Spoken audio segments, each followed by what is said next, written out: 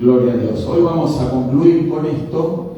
En un futuro vamos a retomar el tema y quizás tomándolo desde otra óptica, la óptica que estamos utilizando ahora con estas lecciones que hemos estado compartiendo, en estos estudios bíblicos, es precisamente estar enfocados en la diferencia que hay entre la ley y la gracia, la diferencia que hay entre la adoración que Dios le había determinado a su pueblo Israel para que le brindara a Él y la manera como relacionarse con Él.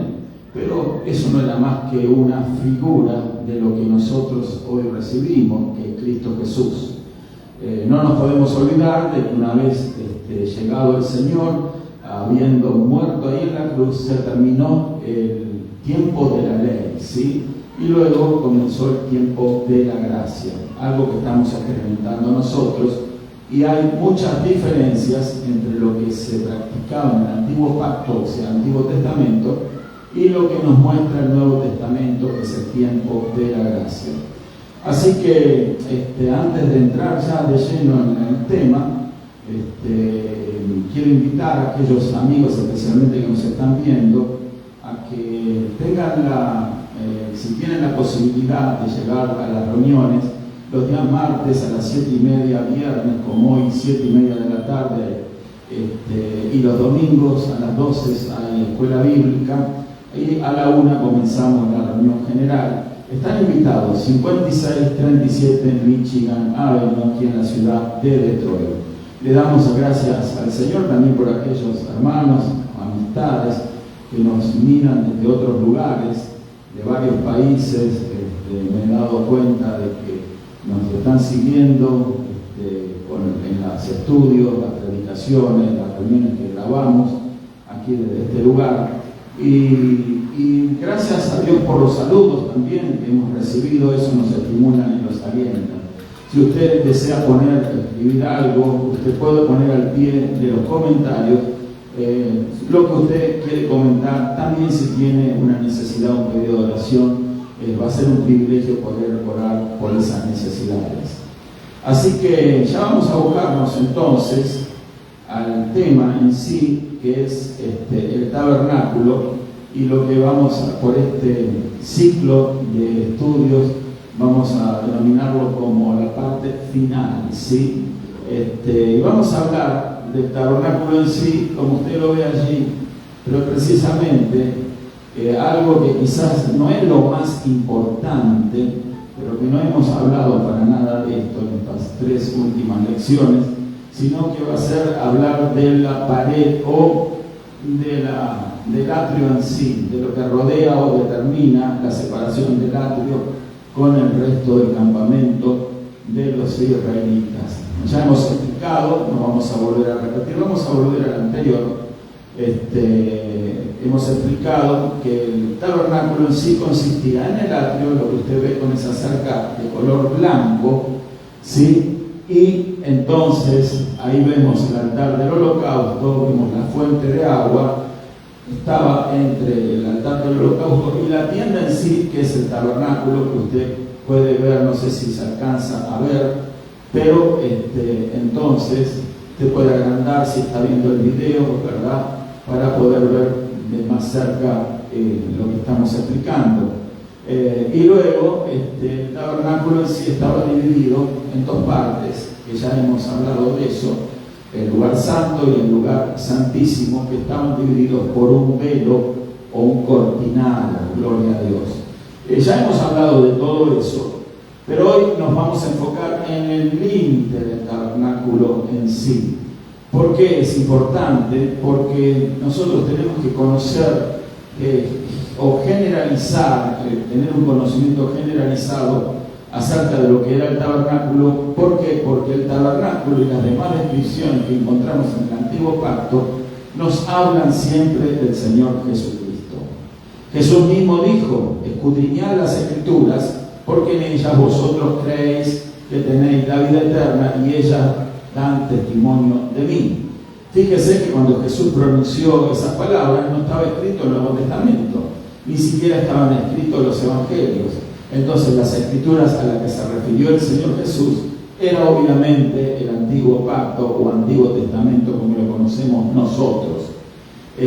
Así que vamos a estar mirando entonces en esta hora lo que es el atrio. Para eso vamos a estar buscando en Éxodo capítulo 27, donde nos da una descripción de lo que es el tabernáculo, capítulo 27 de Éxodo, de lo que es el atrio en sí, el verso 9 al 19.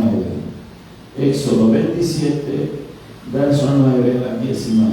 Si lo tenemos, vamos a leer en el nombre del Padre y del Hijo y del Espíritu Santo. Gloria a Dios. Y dice así la palabra de Dios: asimismo harás el atrio del tabernáculo. Al lado meridional, al sur, tendrá el atrio cortinas de lino torcido, de 100 codos de longitud para un lado. Sus 20 columnas y sus 20 basas serán de bronce. Los capiteles de las columnas y sus molduras de plata.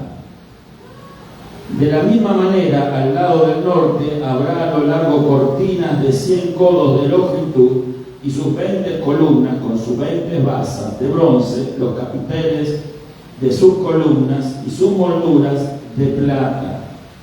El ancho del atrio del lado occidental tendrá cortina de 50 codos, sus columnas 10 con sus 10 basas, y en el ancho del atrio por el lado del oriente al este habrá 50 codos. Las cortinas de un lado de la entrada serán de 15 codos, sus columnas 3 con sus 3 basas. Al otro lado 15 codos de cortinas, sus columnas 3 con sus 3 basas. Esto haciendo referencia obviamente al frente del tabernáculo. Todas las columnas alrededor del atrio estarán ceñidas de plata, sus capiteles de plata y sus basas de bronce. La longitud del atrio será de 100 codos y la anchura 50 por un lado y 50 por el otro, y la altura de 5 codos, sus cortinas de lino torcido y sus basas de bronce. Todos los utensilios del tabernáculo, todo su servicio y todas sus estacas del atrio serán de bronce. Amén. Vamos a hacer una oración pidiéndole la guía del Espíritu Santo que nos lleve a comprender de la mejor manera esto y sea de bendición para nosotros. Gracias, Padre, en el maravilloso nombre de Jesucristo.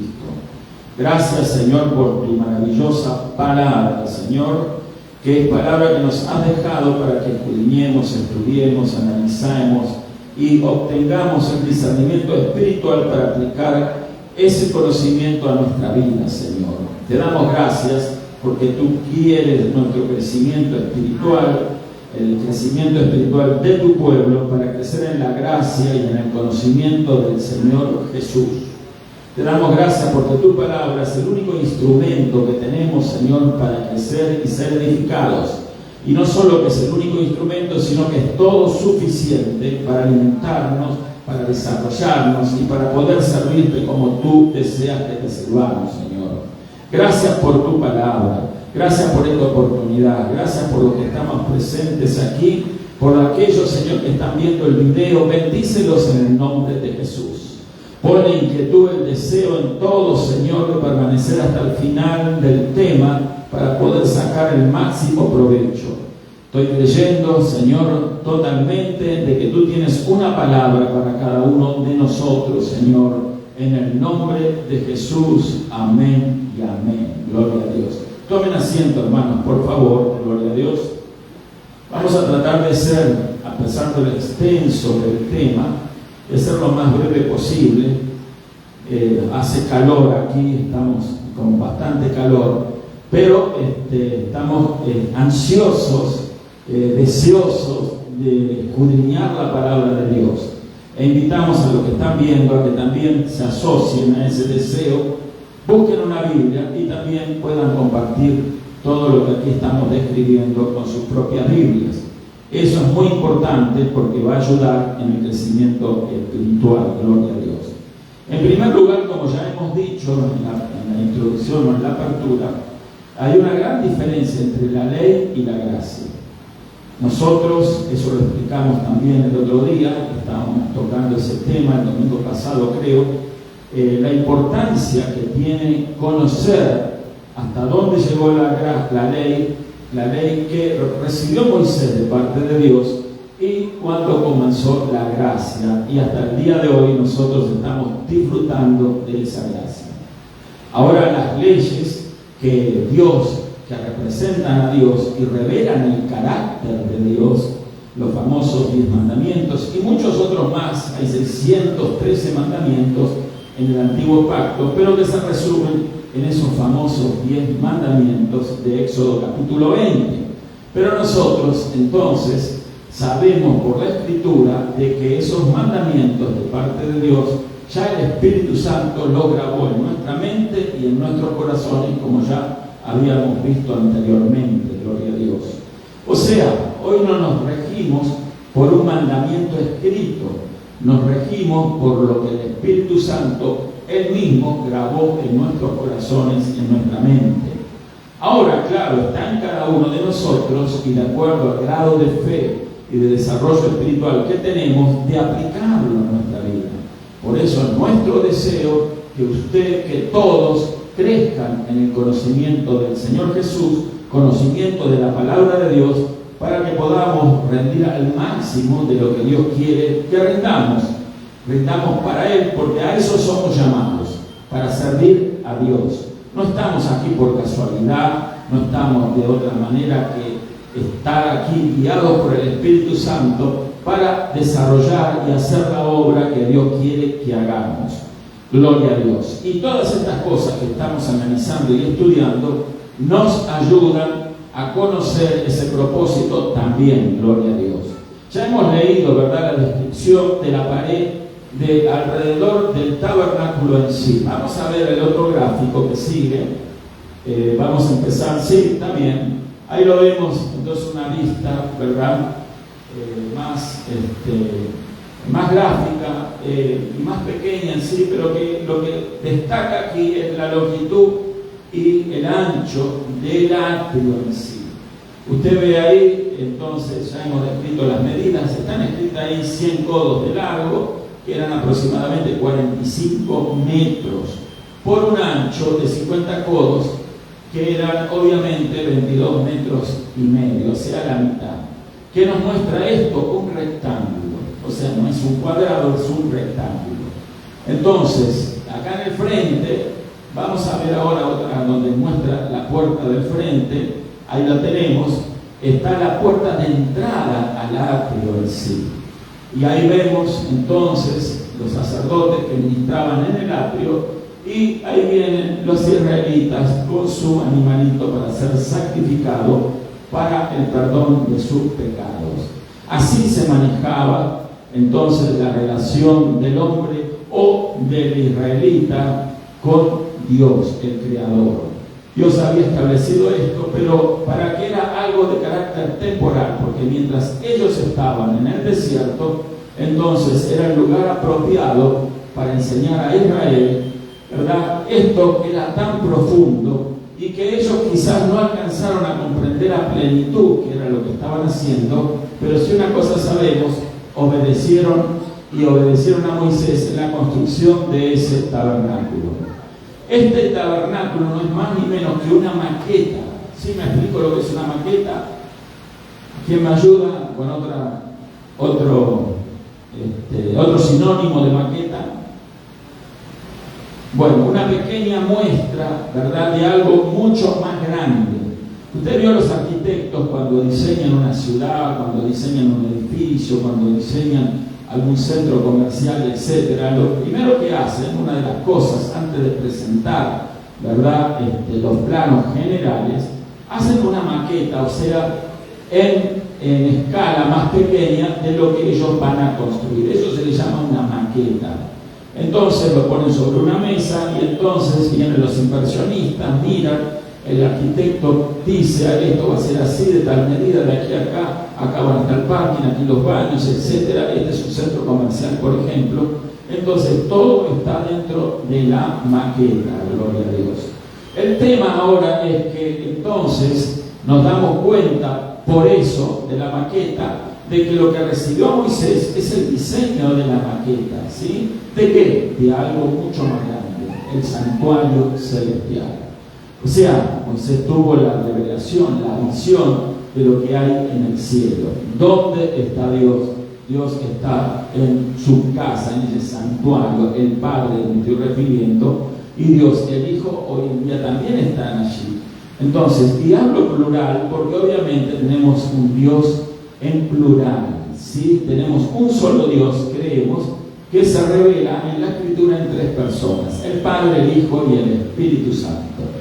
El Padre es Dios, el Hijo es Dios, el Espíritu Santo es Dios. Cada uno de ellos una personalidad propia, característica, que nos muestra las Escrituras cuál es. Por eso es tan importante estudiar la Biblia para conocer las características y la personalidad de cada una de las personas que componen o integran la deidad. Un solo Dios en tres personas en un solo Dios. Cuando Jesús estaba en la tierra, al margen de la lección esto, por si alguno piensa estas cosas y nos está viendo, cuando Jesús estaba en la tierra, el Padre estaba en él, ¿sí? O sea, el Padre siempre estuvo con el Hijo siempre estuvo con el Padre, el Espíritu Santo siempre estuvo con el Padre y con el Hijo, el Padre siempre estuvo con el Espíritu Santo, el Hijo siempre estuvo con el Espíritu Santo, en fin. Ahí vemos la interrelación que hay en la deidad, Padre, Hijo y Espíritu Santo. Aclaro, no es una trinidad, es una triunidad, porque una trinidad es realmente tres dioses, y nosotros no creemos en tres dioses, creemos lo que nos enseña la Escritura, tres dioses, tres personas en un solo Dios. Amén. Entonces, tres personas en un solo Dios en tres personas. A eso le llamamos triunidad.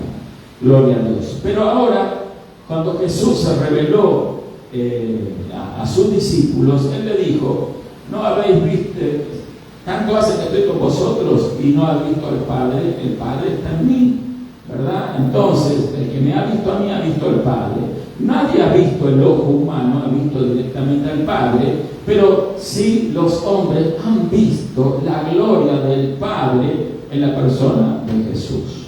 Esto es muy importante conocerlo, ¿verdad? ¿Por qué? Porque con esto desbaratamos aquella idea de que creemos en tres dioses y que tres dioses, uno andaba por aquí, otro andaba por allá. No, siempre un solo Dios creemos que siempre estuvo junto, pero cuando Jesús estuvo actuando en su ministerio público como el Hijo de Dios, el Padre estaba en él.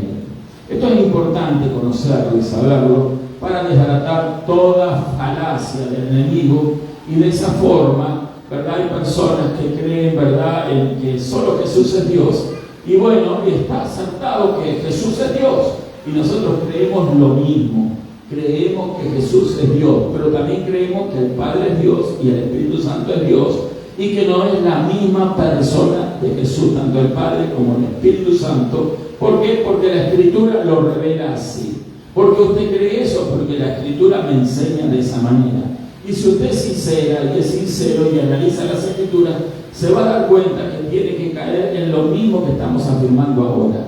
Tenemos un Dios en tres personas porque así la Escritura lo revela. Gloria a Dios. Así que el Padre se ha querido manifestar y revelar, ¿verdad?, a los hombres, especialmente a su pueblo Israel, y mostrando cómo era la relación con él. No nos tenemos que olvidar que nuestro Dios es santo. Amén. 3 veces santo.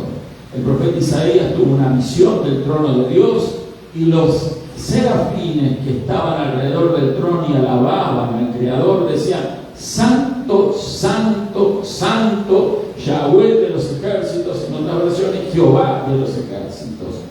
Entonces vemos que Dios es santo. Y un Dios santo, entonces, tiene que revelarse con lo que es su naturaleza, su carácter, y cómo lo ha hecho a través de la ley. Por eso es que ha mostrado la ley a los hombres, para que los hombres conozcan la naturaleza y el carácter de Dios, un Dios santo. ¿Cómo conocemos el pecado? Porque la ley ha sido revelada. Si no hubiese sido revelada la ley, ya lo dijimos el otro día, entonces no conoceríamos lo que era pecado.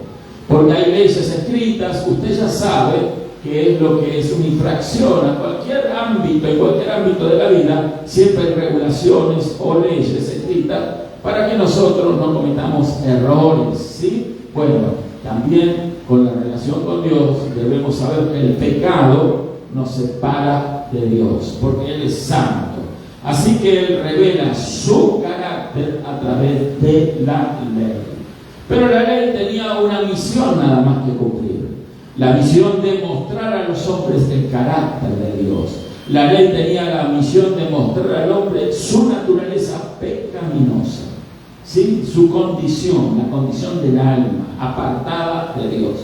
Y así nacimos todos, apartados de Dios, separados de Dios. Pero un día llegó la revelación del Señor Jesús a nuestra vida y sucedió un cambio en nosotros. Ese cambio fue otorgado por la gracia divina, obra y gracia divina que ejecutó nuestro Señor Jesús en la cruz, muriendo a nuestro favor, derramando su sangre para limpieza de nuestro pecado y resucitando al tercer día de los muertos para que nosotros también tuviéramos garantía de vida eterna. Eso es la gracia de Dios. Hoy tenemos nosotros vida eterna por gracia, tenemos fe por gracia. Entonces esto es muy importante. Ahora, ¿qué es lo que enseña esta separación, verdad? Porque fuera de esos límites de la cerca que usted ve ahí, entonces ahí acampaban las tribus de Israel. Acampaban 4 tribus al norte, 4 tribus al sur, 3 tribus al norte, 3 tribus al sur, 3 al este y 3 al oeste. Eran 12 tribus. Entonces, cada tribu entonces ocupaba su lugar alrededor del tabernáculo en sí, como señal de que el centro de la vida de Israel era Dios, porque el tabernáculo estaba en medio de ellos. Amén. Entonces, eso es importante, nos muestra a nosotros la importancia de que Dios sea el centro de nuestra vida. Hoy en día Dios es tomado como un objeto, ¿verdad?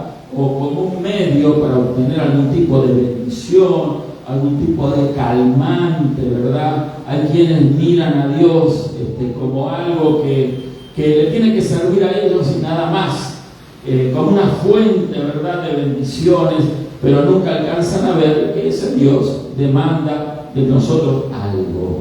Y lo que demanda es que nosotros nos comportemos como Él quiere que lo hagamos. Amén.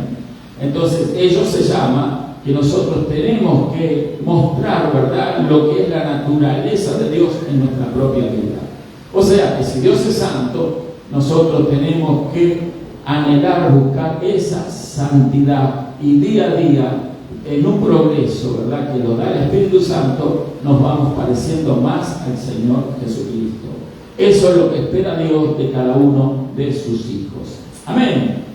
Gloria a Dios. Así que el tema es que, si usted nota, aquí había una sola entrada, ¿verdad? Era la puerta que está enfrente aquí, de color azul, rojo, en fin, con esos dibujos. Bueno, no vamos a describir cada una de estas cosas, porque también toda esa cerca era de lino blanco, ¿verdad? Y eran postes que estaban en la tierra, ¿verdad?, sostenidos por unas basas de bronce, y había unos listones también de plata. Todo eso tiene un significado. El bronce, ¿verdad?, es un metal que refleja juicio, ¿verdad? Entonces el oro refleja santidad, es el carácter de Dios. Entonces, todas estas cosas tienen un significado que obviamente no podemos ahora nosotros estar relatando, ¿verdad?, en profundidad. Pero si usted ve, había plena actividad. Eso era todos los días del año. A las 9 de la mañana, a la hora tercera del día, ¿verdad?, a las 6 de la mañana salía el sol.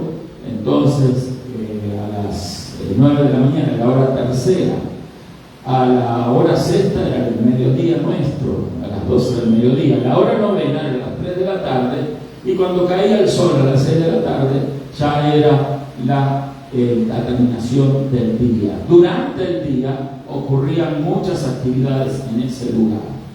Las actividades, ya lo hemos dicho, por esa puerta entraba el pecador con su animalito para ser sacrificado.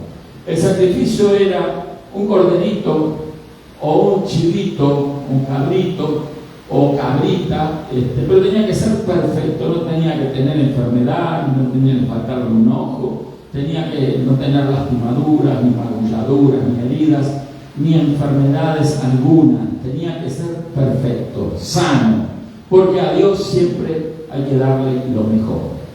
Amén. Entonces, hay mucho para hablar de eso, pero tenemos que avanzar, ¿verdad? Acá tenemos otra vista de esa entrada.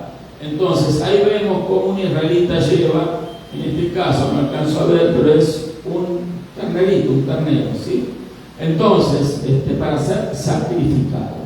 Obviamente, el que tenía poder adquisitivo podía llevar un animalito más grande, ¿verdad? Más valioso. El que no tenía, no podía llevar ni siquiera un corderito, llevaba una paloma, un palomito, ¿sí? Entonces, eso también se sacrificaba. Ya expliqué yo aquí cuál era el procedimiento que se ejecutaba dentro del atrio, y había varios sacerdotes ahí que ministraban en ese lugar. Pero lo importante que yo quiero mostrar, ya hablamos de lo que ocurría en el altar del holocausto, donde se hacían los sacrificios, donde ardía la llama, entonces eran parte de los sacrificios quemados en ese lugar, y uno de los sacerdotes luego recogía la sangre y entraba en el tabernáculo en sí. Lo explicamos, cómo también se confesaba el pecado sobre los animalitos que iban a ser sacrificados, y de esa manera había una transferencia, en la palabra, transferencia de pecado. Quiere decir esto, que nuestras palabras tienen poder, hermano. Amén. Y por eso también es importante conocer el poder de la imposición de las manos. Porque el pecador ponía la mano sobre la cabeza de la víctima, o sea, del sacrificio, ya sea un ternero, un carnero, o sea, una palomita. El animal que fuese tenía que ser un animal limpio, ¿sí? No se podía llevar un cerdo ahí a sacrificar porque era una ofensa contra Dios, porque el cerdo es un animal inmundo. Entonces, el tema es que había ahí que sacrificar lo que Dios pedía, ¿verdad? Entonces se ponía la cabeza sobre el animal y se confesaba en alta voz el pecado, ¿sí? El pecado que separaba a ese israelita de Dios. Ese pecado, cuando con la imposición de las manos y con el ejercicio de la verbalización en voz alta del pecado, era transferido al animal. ¿En qué parte del animal? La cabeza, el hombro, la espalda, no, a su sangre. O sea que el pecado quedaba en la sangre del animalito. Por eso luego el animal, después de haberse hecho esta oración, y junto con el sacerdote, era llevado al altar del holocausto, ahí en el medio, en el frente, y era sacrificado. Entonces, lo sacrificaban, cortaban la yugular, y entonces recogían la sangre, una sangre contaminada. ¿Me explico, hermano? La sangre del animal en sí no tenía contaminación, porque el animal no tiene pecado. Los animalitos no tienen el poder de razonar, o sea, no tienen el raciocinio que tenemos los seres humanos. Solo podemos pecar nosotros los humanos. También los ángeles, por eso hay ángeles caídos. Pero para ellos no hay remisión de pecados, porque como son espíritus, nosotros somos compuestos, espíritu, alma y cuerpo. Entonces, no hay manera para ellos de que haya remisión de pecados. Pero sí, para el humano, para usted, para mí, para los israelitas en aquella época, esa sangre estaba entonces contaminada. ¿Contaminada con qué? Con el pecado que se había confesado. Era introducida por un sacerdote dentro del lugar santo y se rociaba delante del cortinado para que fuera expuesto en la presencia de Dios. Ahí quedaba delante del cortinado o del velo. Ahora el tema, no nos vamos a ocupar de eso porque ya lo hemos tocado, estoy describiendo de manera general el proceso, cómo el pecador entraba por la puerta y luego, entonces, lo primero que hacía al entrar era confesar el pecado. Cuando confesaba el pecado sabía que el animalito le habría de servir de sacrificio para recoger ese pecado. Bueno, todos nosotros hoy en día tenemos que tener esto en mente y en el corazón. Así como el israelita entraba con su sacrificio ahí en el atrio, nosotros tenemos que entrar por esa puerta también, alegóricamente, simbólicamente. ¿Y la puerta quién es? Cristo. Amén. Cristo es todo. Esa puerta nos habla de Cristo. Yo soy la puerta, ¿sí? El que por mí entrara y hará pastos, entrará y saldrá. Quiere decir que hay libertad en Cristo Jesús. Nosotros tenemos que entrar por Cristo, que es la puerta. Amiga, amigo, si usted está escuchando esto, quizás usted no entiende muchas cosas de las cosas que estamos hablando. No, si bien es importante poder comprenderla, lo importante de esto ahora para usted en este momento es comprender que si no entramos por Cristo no puede haber remisión de pecados. En otras palabras, no puede haber perdón de nuestros pecados. Solamente a través de Cristo Jesús. Jesús dijo: yo soy el camino, la verdad y la vida. Nadie va al Padre si no es por mí. El Padre estaba dentro del tabernáculo, el Espíritu de Dios se manifestaba en el lugar santísimo, pero había un proceso donde la sangre del animalito, del sacrificio, tenía que viajar, por llamarlo de una manera. Esa sangre era la que transportaba el pecado. ¿Me explico? La que cargaba el pecado. Por eso es tan importante la sangre en las Escrituras. De hecho, en el Nuevo Testamento, en el tiempo de la gracia, una de las ordenanzas que los apóstoles dejaron era no comer sangre. ¿Sí? Usted no debe de comer como cristiano sangre. ¿Por qué? En ninguna forma que haya sido preparada, no, pero cocida, asada. Yo sé que hay alimentos que pueden gustar muchísimo, entonces, y pueden ser muy sabrosos, pero si están hechos de sangre, entonces ahí estamos cometiendo un error muy grave. ¿Por qué? Porque la sangre es la que transporta muchas cosas. No solamente la sangre, ¿verdad?, del ser humano es la que transporta oxígeno, nutrientes, proteínas, a todo nuestro cuerpo, todos los elementos que nosotros necesitamos, los minerales, las vitaminas, etc. El oxígeno es transportado por la sangre. Pero también hay otras cosas que la sangre lleva. Por eso, no vamos a hablar en profundidad de eso, pero ya vemos cómo la sangre tenía la capacidad de transportar pecado. Amén. El pecado era añadido a esa sangre que estaba entonces contaminada. Por eso el mandamiento es claro en el libro de los Hechos de no comer sangre, abstenerse de sangre. Significa eso, no correr riesgo de que la sangre de algún animal entonces estuviera contaminada por algún aspecto de pecado o de espíritu inmundo. Amén. Si usted consulta con un nutricionista, y le va a decir, lo generalmente dicen todos, que nosotros somos lo que comemos. ¿Sí? Somos lo que comemos. Y obviamente nuestro cuerpo se va formando de acuerdo a los alimentos que comemos. Entonces, nuestra salud también va a estar determinada por lo que comemos. Por eso hay quienes viven muchos años, otros viven menos años, porque han comido, ¿verdad?, han mantenido una forma, un estilo de vida saludable. Por eso viven más años. Y los que no, vivirán obviamente menos años. Ahora, la alimentación es muy importante.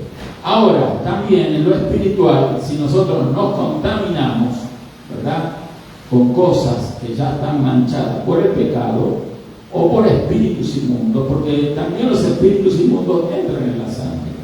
Pero bueno, ese es otro tema. Y la gente los recibe sin darse cuenta, ¿verdad?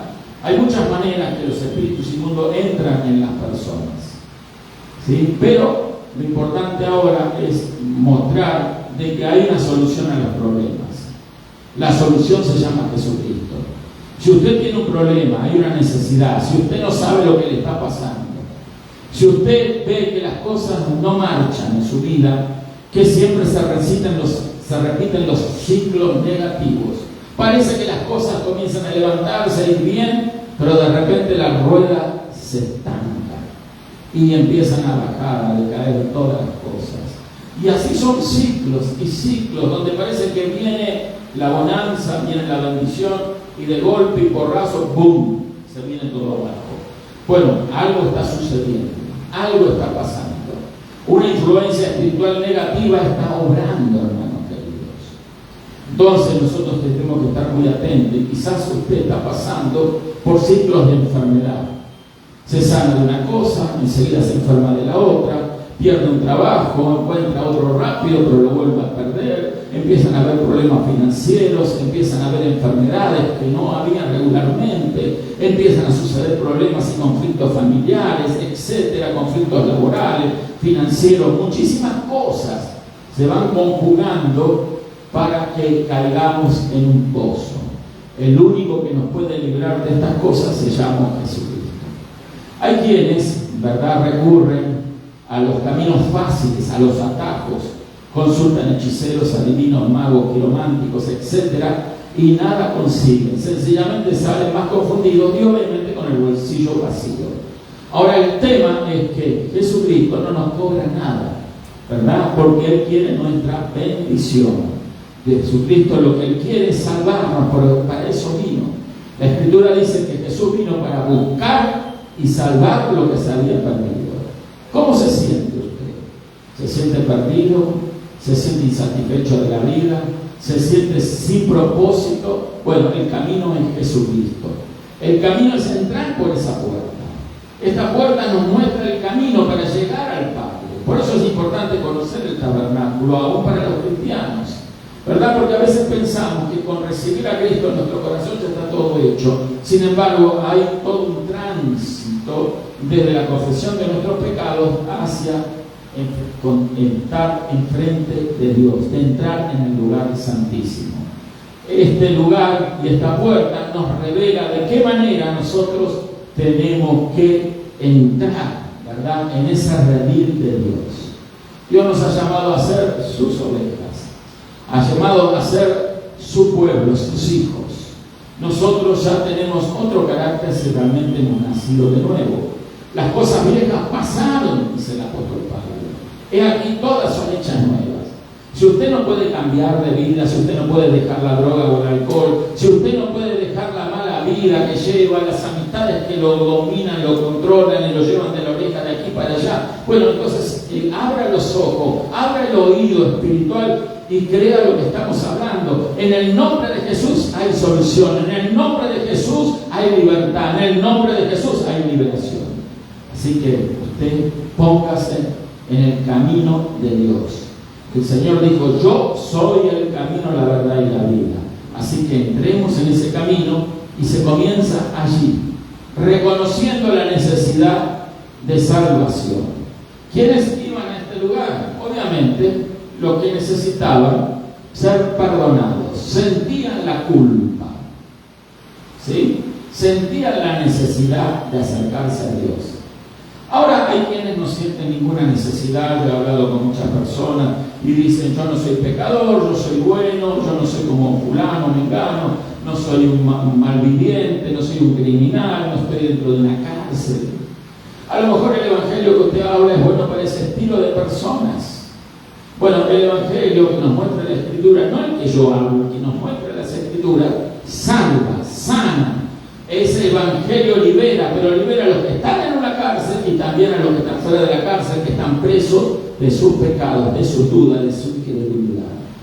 Entonces, esto es importante que lo conozcamos todo. Usted necesita conocer a Jesucristo, aunque usted considere que no hay nada negativo en su vida. Bueno, si usted se pone a hablar y si usted es sincera o sincero, va a ver que haciendo un recuento de su vida va a encontrar que hay algunas cosas fuera de lugar. Hay algo que usted sabe que ha estado desagradando a Dios. Hay algo que usted ha estado practicando o aún practica que no es del gusto de Dios. Y usted lo sabe muy bien. Aunque no conozca, ¿verdad?, el dedillo de la ley de Dios, pero bien sabe que la fornicación, el adulterio, ¿verdad?, la codicia, toda la idolatría, todo eso son pecados. pecados que nos apartan de Dios.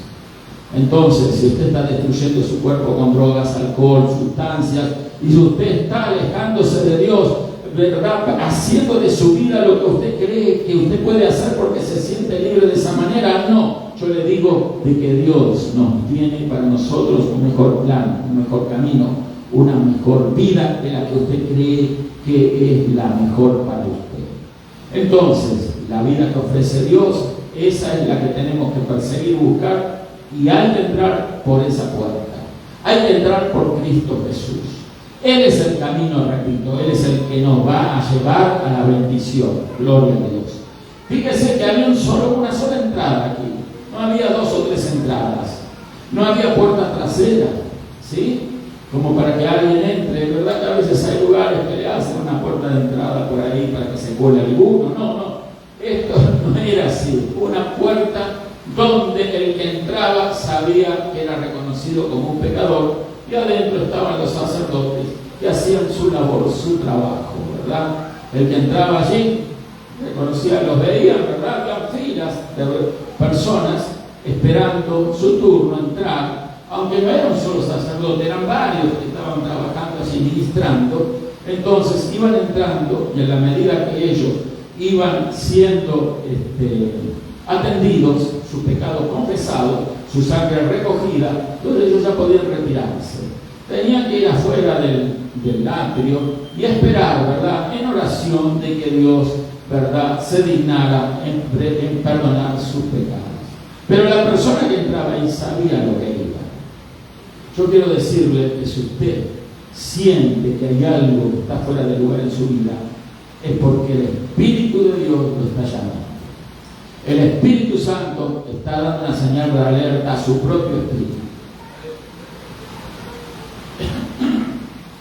Un poquito de agua, por favor. Entonces, cuando nosotros sentimos eso, sabemos que hay un poder más grande que nuestro propio poder de convicción.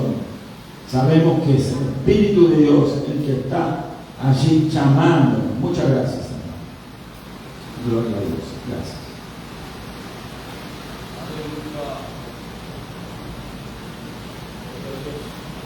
Gloria a Dios. Entonces, el Espíritu Santo es el que nos llama. ¿Siente usted el llamado de Dios? Entonces, lo primero es reconocer nuestra culpa. Reconocer de que estamos faltos delante de Dios. Yo le puedo asegurar que todos los que formamos el pueblo de Dios nos hemos arrepentido de nuestros pecados, porque hemos reconocido que éramos pecadores. O sea, reconocerse pecador a lo mejor puede ser humillante para muchos, pero Dios está precisamente esperando de nosotros ese tipo de humillación, que lo reconozcamos a Él como el único suficiente para liberarnos de esa carga, de ese peso, de esa culpa del pecado. ¿Por qué no vivimos satisfechos? ¿Por qué vivimos enojados? ¿Por qué vivimos enemistados? ¿Por qué vivimos en división? ¿Por qué vivimos una vida desagradable, una vida sin gozo, sin alegría?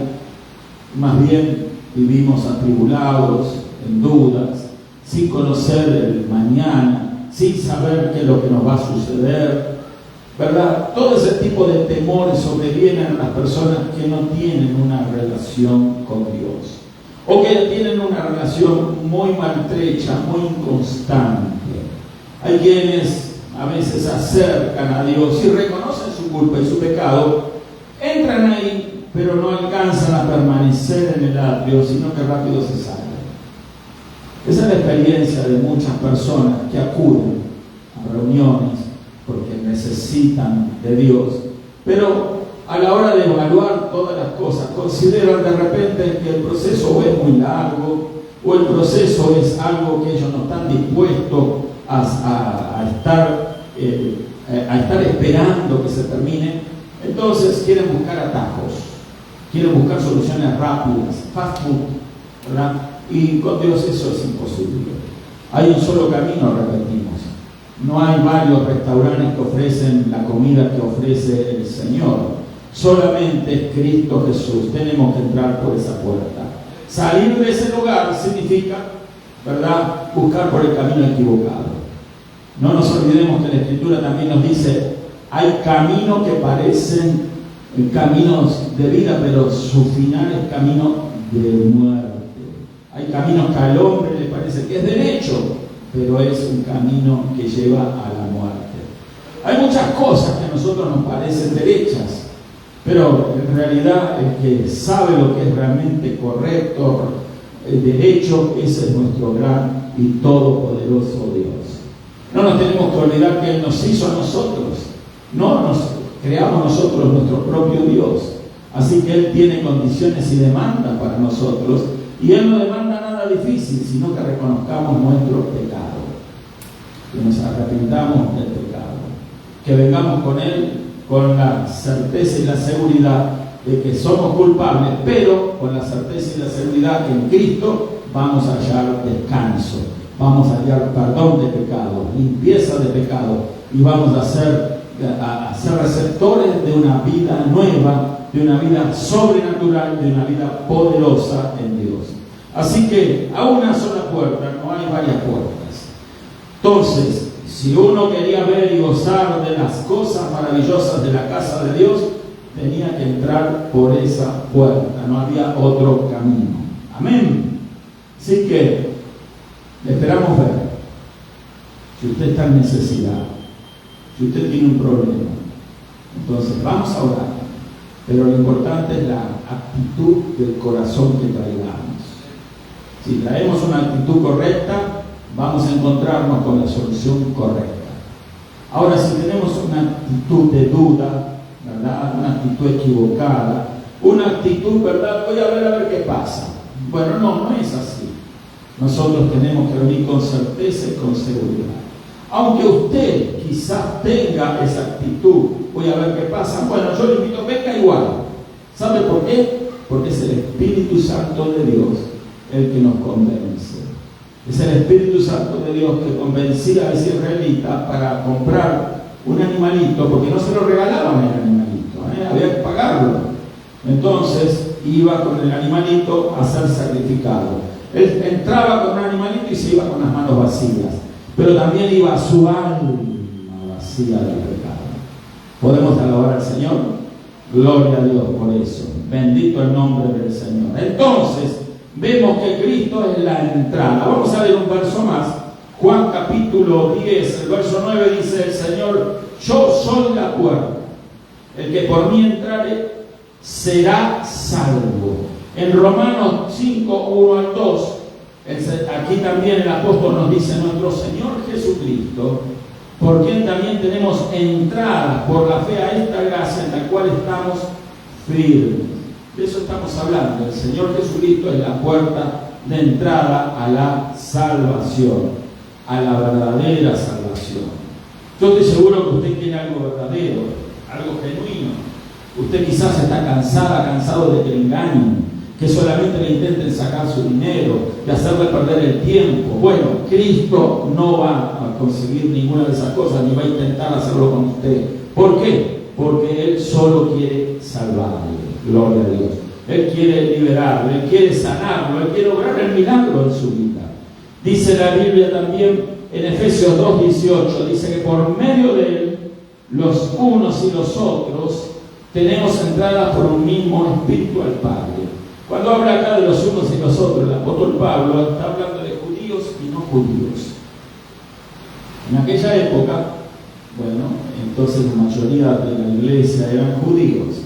Pablo, ¿verdad?, entonces también, pero era del pueblo de Israel, pero entonces él recibe esta revelación de que también la salvación no es solamente para los judíos, no es solamente para los israelitas, sino para todos. En aquel momento le llamaban gentiles.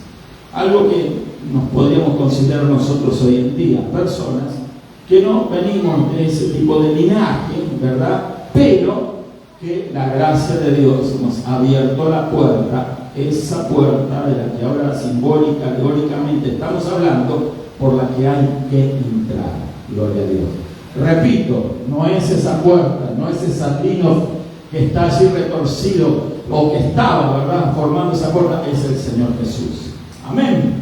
Gloria a Dios.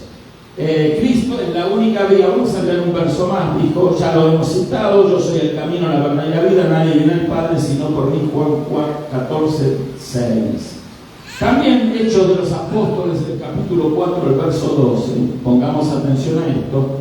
Dice: en ningún otro hay salvación. En ningún otro hay salvación. En ningún otro, hablando de Cristo, no hay otro nombre. Mira acá dice: porque no hay otro nombre bajo el cielo dado a los hombres en que podamos ser salvos. O sea, solo en Jesús, el Hijo del Dios viviente, nosotros podemos ser salvos. Así que no es, ¿verdad?, Zaratustra, no es Mohamed, no es Confucio, no son los Hare Krishna ni ninguna de las deidades de la India, no son los espíritus que rigen en el Japón, ¿verdad? Entonces, que hay miles y hasta millones, ¿verdad?, de estos espíritus a los cuales ellos adoran y ellos les sirven. No hay salvación en todas esas cosas. No hay salvación en la religión tampoco. Si usted es una persona muy religiosa, yo quiero decirle que usted entonces está muy seguramente confiando en su religión. Cree que por practicar correctamente lo que le indican acerca de su religión, usted entonces va a entrar al cielo. Bueno, es erróneo, está equivocado. Solo van a entrar al cielo los que entran por la puerta que se llama Jesucristo. Y Jesús no hay ninguna religión. Ninguna religión. Nosotros no tenemos una religión. Nosotros tenemos una relación con Dios, porque ese tabernáculo lo que enseña es cómo relacionarnos con Dios, de qué manera Israel se relacionaba con Dios, y una muestra alegórica o simbólica también nos lleva a nosotros a comprender cómo hoy en día nos relacionamos con Dios. Primero, entrar por la puerta, que es Cristo Jesús. Entonces, tener cuidado de no equivocarnos en cuanto a la entrada, ¿verdad?, a lo que se considera una entrada salvadora, ¿verdad? Dice la Biblia, Mateo 7, versos 13 y 14: entrad por la puerta estrecha. La puerta es estrecha. No sé si me explico. No es una puerta muy ancha, ¿sí? Es estrecha. Espacioso el camino que lleva a la perdición, y muchos son los que entran por ella. Porque estrecha es la puerta y angosto el camino que lleva a la vida, y pocos son los que la hallan. Repito, Mateo 7, 13 y 14. Interesante esto. Hay mucha gente que cree que está en el camino, pero no está en ningún lado. Dice que pocos son los que hallan la salvación. Si usted puede comprender esto, puede creerlo, hacer lo suyo, entonces usted es uno de esos pocos. Usted tiene la gracia de parte de Dios de poder creer, de tener fe en esto que dice la Escritura. Y eso no porque usted sea más inteligente, yo sea más inteligente, o todos que son cristianos son más inteligentes. No, porque le ha sido revelado por la gracia de Dios. Yo me confesaba ateo, por ejemplo. Yo no creía en Dios. Yo no creía en nada de esas cosas, pero un día llegó la gracia de Dios a mi vida y tuve el valor, tuve el valor. O sea, la humillación también habla de valor, de confesar mis pecados y reconocer que necesitaba un Salvador. Ese Salvador es Cristo. Él es la puerta a la que yo tenía que entrar, y así el Señor nos invita a todos a entrar por esa puerta. Por eso también la Escritura dice: esforzaos a entrar por la puerta angosta, porque os digo que muchos procurarán entrar y no podrán. Después que el padre de familia se haya levantado y cerrado la puerta, y estando fuera empezáis a llamar a la puerta, diciendo: Señor, Señor, ábrenos. Él respondiendo os dirá: no sé de dónde sois. Entonces comenzaréis a decir: delante de ti hemos comido y bebido, y en nuestras plazas enseñaste. Pero os dirá: os digo que no sé de dónde sois. apartaos de mí todos vosotros, hacedores de maldad. Aquí nos muestra el carácter del Señor. Aquí no hay parentesco, aquí no hay amistades. Acá no hay, como en la política, socios, ¿verdad?, que se apoyan en sus mentiras unos a los otros y se cubren sus faltas, sus pecados, sus tranzas. No, ¿verdad? En el camino del Señor Dios es justo. ¿Sí? Nosotros podemos atender una iglesia con regularidad o cierta regularidad y podemos pensar o creer de que, bueno, yo también participé, di mis diezmos, di mi ofrenda, di algún tipo de servicio, ¿verdad? Entonces ya creo que tengo ganada una silla en el cielo. No. El padre de familia en este caso dice que les va a decir a aquellos que no tenían una correcta relación con él: no sé de dónde sois. Entonces comenzaréis a decir delante de ti: hemos comido y bebido, y en nuestra plaza enseñaste. Pero os dirá: os digo que no sé de dónde sois. Porque el Señor desconoce todo lo que no es de Él. Debemos comprender el carácter de Dios. Un Dios santo no puede tener comunión con el pecado. Dios no hace la vista gorda, hermano querido. Por eso Jesús fue a la cruz, para morir por nuestros pecados. Que nadie crea y se confunda con esto, de que Dios es bueno, que Dios es bueno, Dios es amor, entonces Él va a mirar para el otro lado para que entremos al cielo. No es así. Dios es justo y el pecado tiene que ser pagado. Tiene un costo pecar, ¿sí?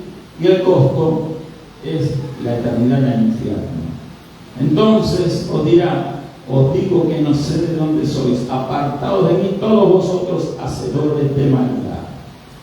Ser incrédulos ya es practicando la maldad. La incredulidad es un pecado, y la incredulidad quizás sea uno de los mayores pecados. A veces la gente cree que el mayor pecador es el asesino, el criminal, el violador, pero no, la incredulidad es probablemente mayor que todos estos pecados, que todos estos crímenes. Porque la incredulidad es no creer en la solución, no creer en Jesucristo. A todos los criminales, a todos los pecadores, a los que están en una cárcel, a los que están fuera de ellos, Dios les ofrece la misma salvación. Pero hay que creer, y la incredulidad evita que la gente crea. Por eso se transforma en uno de los mayores o el mayor de los pecados. Cuando no se cree a la verdad, se la resiste, se la rechaza, se la ataca, se le da la espalda, es darle la espalda a Dios. Por eso Dios no puede conjugar, no puede tener relación con el pecador, a menos de que este pecador entre a través de Cristo Jesús. Amén. Yo he conocido, lamentablemente, y he oído también algunos testimonios de pastores, evangelistas, que a veces, miran la vida de eminentes personas que han servido a las comunidades donde han vivido, pero no eran verdaderos cristianos. Fueron grandes ejemplos, a lo mejor hicieron muchas obras de bien, y entonces estas personas como que exaltan a esos semídolos, lo llamo yo, creyendo de que ellos, por los bienes que hacían en su comunidad y de la manera que se comportaban y su honestidad y todo lo bueno que podían tener ellos de sí mismos, entonces ellos ya tenían ganado un lugar en el cielo. Nada de eso es así. Hasta el más vil pecador puede ser perdonado, pero así como el más vil pecador tiene que ser perdonado por el Señor Jesús, también el menos pecador también necesita ese perdón. Para Dios no mira los pecados, y con esto vamos a concluir. Dios no mira los pecados. A veces pensamos nosotros de que, yo pequé una sola vez en la vida, pero nunca me arrepentí. Y uno viene que pecó todos los días de su vida, ¿verdad? Cometió crímenes horrendos, pero de repente entonces nosotros medimos y decimos, no, este no puede entrar al cielo y este sí. Porque este tiene uno solo. Bueno, con un solo pecado ya somos excluidos de la gloria de Dios. Lo importante es entrar por esa puerta. No importa el número de pecados, porque Dios no mira el número de pecados, repito, Él mira la naturaleza que tenemos. Amén. Nuestra naturaleza está caída, hermano querido. Nuestra naturaleza humana, la que nos ha llevado a practicar todos esos crímenes, todas esas maldades, ¿verdad? Entonces, a lo mejor somos mejores que otros, indudablemente que puede ser así, pero si no nos arrepentimos genuinamente y no entramos por Cristo, no va a haber cielo para nosotros. Tenemos que comprender esto. Entonces, si nosotros comprendemos esto, vamos adelantando, vamos dando grandes pasos a la salvación. Así que Hebreos capítulo 3, el 4, el verso 3 nos dice: lo que hemos creído entramos en el reposo. Luego lo puede copiar o buscar leer. Los que hemos creído entramos en el reposo. ¿De qué se está refiriendo aquí el escritor de los Hebreos? En el reposo es Cristo. Hay alguien trabajado, cansado de la vida. Si usted no siente ese trabajo, ese cansancio, ese peso, quizás tiene muy poco significado lo que yo estoy hablando ahora. Pero yo le animo a que retenga estas palabras. Porque estas palabras van a hacer resonar nuevamente, porque el Espíritu Santo las va a volver a traer a su mente, a su corazón, cuando sí sienta el peso del pecado. Entonces es importante esto, de que usted no siente nada ahora, ¿no? Yo soy bueno, los demás son malos, yo soy la mejor de las personas, porque yo no le hago mal a nadie. Tranquilo. Si usted quiere, yo no lo molesto más, no le hablo más, porque lo que le hablé ya es suficiente. Suficiente para que usted crea. En el momento que usted se reconozca pecador, recuerde, hay un Cristo que salva, hay un Cristo que sana, hay un Cristo que libera. Ese Jesucristo está esperándolo a usted. Pero no lo va a esperar con la frente alzada, lo va a esperar humillado, reconociendo su necesidad. Así como todos los hijos de Dios han reconocido su necesidad del Señor, del perdón y de la salvación, también usted, que se siente importante, que se siente tan pagado de sí mismo, que se siente tan buena persona, también necesita salvación. Vamos a orar en esta hora. Vamos a ponernos de pie y vamos a concluir esto, sabiendo de que Jesús es el único camino, es la única puerta a la salvación. Así que vamos a orar con fe. Quizás nos esté viendo alguna amiga, amigo que siente carga por el pecado. Qué bueno que así sea. Ese es el principio, ese es el comienzo, eso es algo que Dios está poniendo en usted. No crea que es porque usted es más inteligente que reconoció eso, es porque la luz de Cristo está llegando a su corazón. Es porque el Espíritu Santo está iluminando lo profundo de su alma y está encontrando que las cosas no están en orden. Está encontrando que en vez de luz hay penumbras, hay oscuridad. Que en vez de paz hay crisis, hay caos. Que en vez de gozo y alegría hay tristeza. Hay nostalgia, hay remordimientos, hay una situación sin resolver y de la que no sabe cómo salir. Cristo es la solución. Y si usted es cristiano, pero aún no se siente libre, yo le invito a que entre en el camino que se llama Jesús. Él es la puerta, repito, a la puerta que tenemos que entrar todos. Todos vamos a entrar por esa puerta, si no, no vamos a ser salvos. Yo soy la puerta, el que por mí entrare será salvo. Eso dijo Jesús. Tome esas palabras y hágalas suyas. Repítala una y otra vez. Necesito salvación. Necesito a Jesucristo. Lo esperamos domingo a la 1 de la tarde, en una reunión donde alabamos al Señor, donde predicamos la palabra de Dios, y usted no debe perderse esa reunión. Vamos a orar ahora. Padre, en el maravilloso nombre de Jesús, te damos gracias, Señor, porque tú nos permites estar aquí, Señor, y compartir esta palabra con los amigos, los que estamos presentes, los hermanos, hermanas, aquellos que están viendo el video, los que lo van a ver más tarde, Señor. Pero en el nombre de Jesús, que cada una de estas palabras caigan, Señor, así como flechas en los corazones, Señor, para despertarnos, para mostrarnos, Señor, la necesidad que tenemos de ti. Que no es solamente entrar y salirnos, que no es solamente entrar y quedarnos allí, sino que entrar y entrar más profundo, hasta lo más profundo del tabernáculo, porque ya no hay ningún velo que nos separe de tu presencia. En Cristo Jesús lo tenemos todo. Él murió para que el velo se rompa. Él murió para que la ley sea satisfecha. Él pagó por los pecados de todos nosotros. Él derramó su sangre que nos limpia del pecado. Y Él resucitó de entre los muertos, dando garantía de salvación y vida eterna a todos los que creemos. Gracias, Señor, por esos amigos, amigas que están siendo tocadas, Señor, por tu Espíritu. Allí, Señor, profundiza, Espíritu Santo, una relación con ellos. Sigue hablando, Espíritu Santo, sigue obrando. Al que está enfermo, muéstrale tu gloria, Señor, y tócalo ahora en el nombre de Jesús, como testimonio de que tú eres real, de que tú, Señor, quieres su bien, que tú lo quieres sanar no solamente del cuerpo, sino del alma. Gracias te damos en el nombre de Jesús.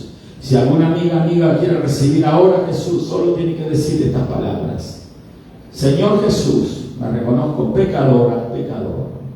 Creo que la sangre que derramaste en el Calvario, en la cruz, me limpia de todo pecado. Quiero la salvación. Lléname de tu Espíritu Santo y ayúdame, Señor, a caminar en tu camino, a no desviarme de él, ni a diestra ni a siniestra. Gracias, Señor, en el nombre de Jesús. Amén. Si alguno hace esta sencilla y simple oración, entonces entró en el buen camino. Vamos a darle gracias a Dios una vez más y vamos a declarar ahora de que hay libertad en Cristo Jesús. Libertad de enfermedades, libertad de encadenamientos del alma, se rompen ligaduras y ataduras del diablo. En el nombre de Jesús rompemos los pactos satánicos, rompemos las hechicerías, brujerías, trabajos, encantamientos. En el nombre de Jesús lo deshacemos, porque deshacemos toda obra de los demonios. En el nombre de Jesús. También, Señor, tu palabra tiene el poder para obrar el milagro en el corazón, Señor. Señor, son salvos, son libres, son sanos.